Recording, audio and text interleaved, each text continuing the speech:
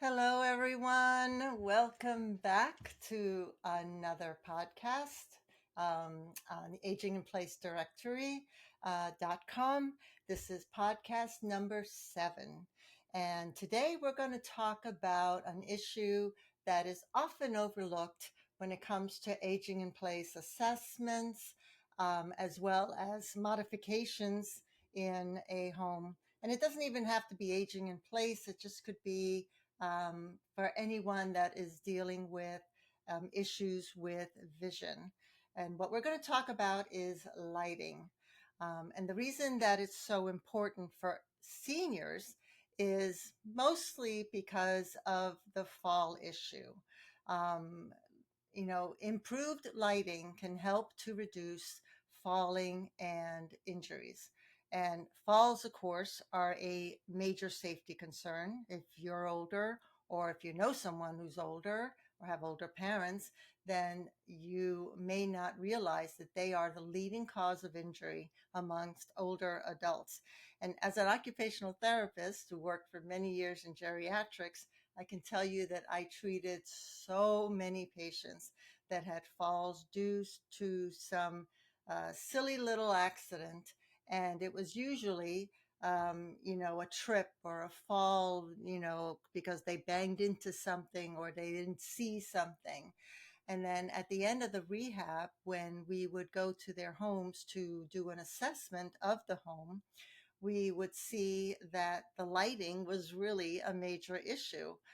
They may just have one little lamp on a coffee, on an end table, or a light over here on the side on the kitchen, or they would just turn on the kitchen overhead light, and that was supposed to illuminate the entire living area, which of course it didn't, just wasn't enough lighting. We would get all kinds of stories as to, well, I don't want to spend more money on electricity, or I don't need it, I'm fine. Well, obviously they weren't. So fall prevention, as you probably know, involves a lot of different areas. It's multifaceted. I mean, it involves, of course, assessing, the vision and the amount of lighting. It involves removing hazards in the home, clutter, lots of furniture or oversized furniture, and installing safety features such as grab bars, and of course, maintaining physical health. I mean, the stronger your muscles are, the least likely you are to fall, of course. So, what's actually happening that makes older adults, especially, require more light? Well, there's a few things. For one, just like everything else in our bodies, our eyes change as we grow older. You may not realize that a 60-year-old requires 3 times more light than a 20-year-old. That's a lot more light. And then, of course, the older you get, the more light you require, to the point where you're anywhere between 70 and 80, you're going to require 4 to 6 times more light than you did when you were younger. So what's happening that's causing this? Well, for one, lens and retinal changes are occurring, the physical thing. The lens inside the eyes are thickening and become less transparent, so less light is getting through. This reduces, of course, the amount of light. Additionally, the lens accumulates, or normally accumulates, these yellow pigments, which selectively absorb more blue light, which makes it harder to see in any type of low light conditions. So, and in addition to that, it also makes it difficult to distinguish um, objects from each other, meaning similar color objects. So if you were to walk into a fancy restaurant with white tablecloths and there's a white plate there, they haven't served the meal yet, you've got a white plate with a white napkin on top of it, you may not see the napkin or the plate on that white tablecloth. It may be difficult to see that. So you want to have contrasting colors. So we're going to talk about that a little later. Another issue that occurs for most older adults is cataracts. I'm 66, And I just went to the eye doctor last month and I have the beginnings of cataracts. Now, everyone in my family that's over 65 has either had cataract surgery or is going to have it. Everyone I know, my friends and family that's over the age of 65, either has had surgery or is going to have cataract surgery. So it's a very, very common, but again, it reduces the vision, it clouds the lens, so it makes it more difficult to see, especially in a low light setting. The other thing that also occurs is as we get older, the muscles, just like the muscles everywhere else in our body, um, weaken. And as the muscles to the pupil weaken, it reduces the size of the pupil, which means that less light is coming in, which means that you're not seeing things as brightly as you used to when you were younger. And lastly, older eyes tend to take a little bit longer to adapt to a new lighting setting. I mean, have you ever been outdoors on a bright sunny day and you walk into a restaurant or a store, which of course is not as bright as it was outside, and you have a second or two there where things look very bright or things look a bit dark or you can't quite distinguish one from the other? Well, that's because your vision is not able to adapt as quickly as it used to when you were younger. So there's a slower adaptation time. So the recommendation that I used to give to my clients was to stop. Don't move. Give yourself a couple of seconds to adjust to what you're seeing in front of you, because you could bump into something, you could trip over something, bump into another person maybe, and you don't even know it because you're just having trouble adjusting. So when you walk from a dark to a light or light to a dark area, and you have that trouble adapting to the new lighting, give yourself a little time. Believe me, it'll save you from bumping, bruising, and God forbid, falling. So all of this means that part of any aging in place assessment or home modification should include the idea of lighting. So if you're going to modify a kitchen or a bathroom, living room, bedroom, outdoors, whatever, consider lighting. Now, outdoors, probably not as much unless the person spends time outdoors in the evening. I have a patio in the back, and I tend to spend some evenings there. Of course, it gets dark, so you want to make sure that you have proper lighting out there for something like that. Um, so how do you address lighting issues for aging in place? All right. So one of the things you want to look at is the amount of ambient lighting, which is the overall lighting in a room. A lot of older adults, at least the ones that I know and have known, are don't have overhead lighting. If they do, it's just one little small light on top of on the ceiling, and they rely on lamps.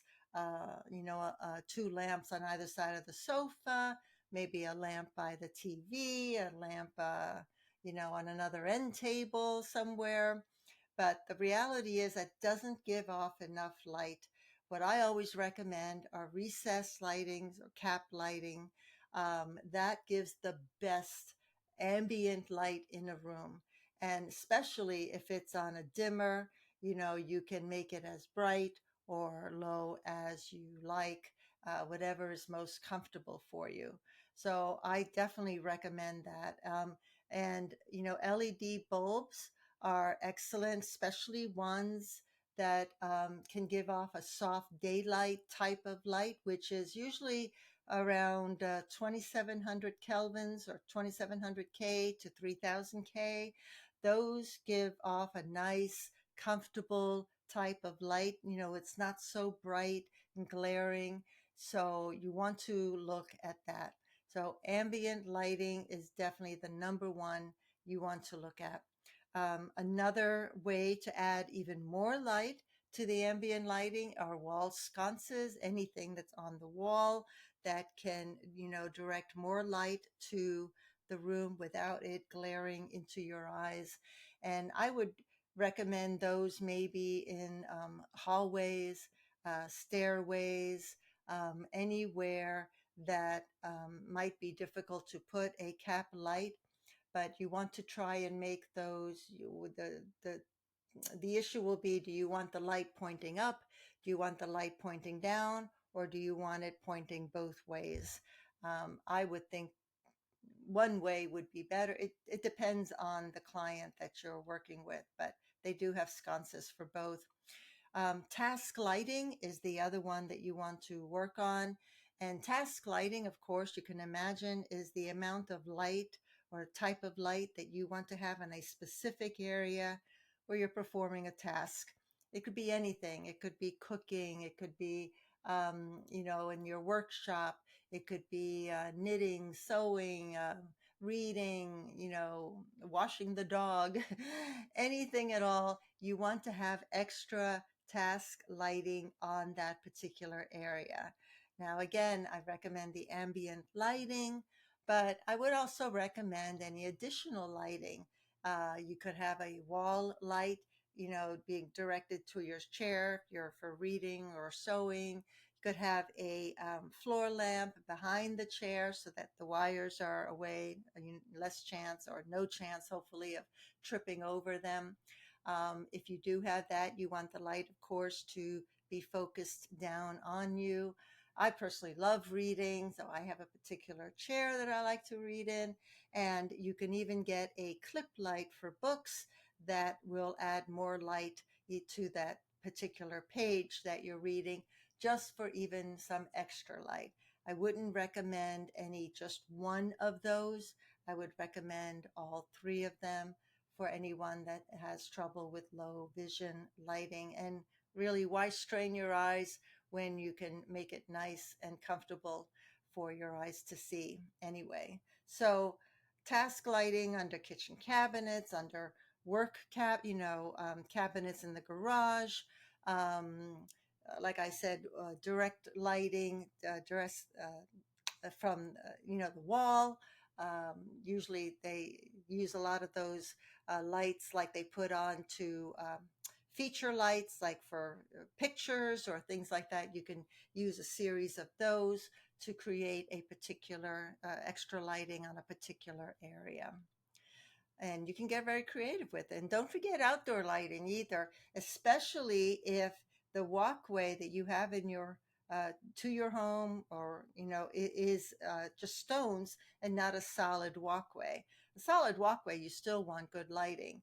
But if you just have stones where you have to walk from one stone to the other, you especially need extra lighting there to identify each stone.